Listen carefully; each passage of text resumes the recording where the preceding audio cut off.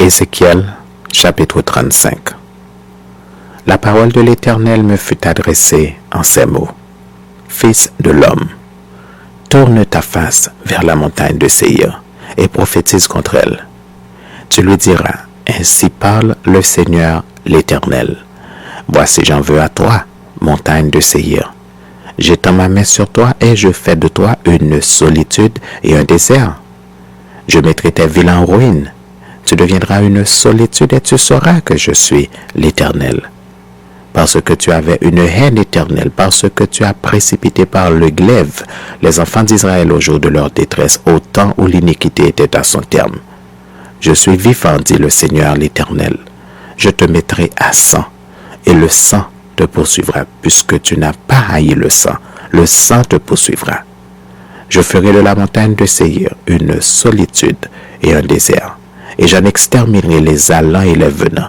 Je remplirai de mort ces montagnes, sur tes collines, dans tes vallées, dans tous tes ravins tomberont ceux qui seront frappés par l'épée. Je ferai de toi des solitudes éternelles. Tes villes ne seront plus habitées, vous saurez que je suis l'Éternel. Parce que tu as dit, les deux nations, les deux pays seront à moi et nous en prendrons possession, quand même l'Éternel était là. Je suis vivant, dit le Seigneur l'Éternel. J'agirai avec la colère et la fureur que tu as montrée dans ta haine contre eux, et je me ferai connaître au milieu d'eux quand je te jugerai.